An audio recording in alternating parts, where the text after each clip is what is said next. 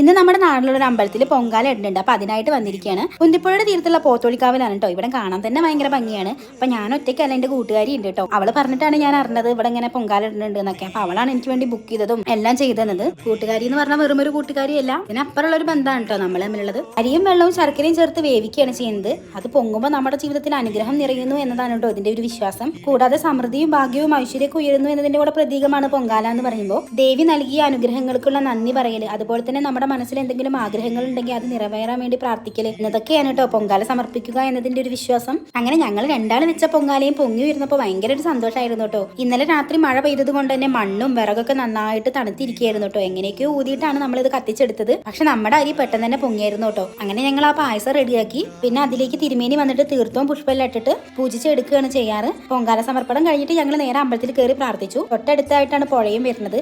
അവിടെ പോയിട്ട് കയ്യും കാലൊക്കെ കഴുകിയിട്ട് അങ്ങനെ വീട്ടിലേക്കും പോന്നു.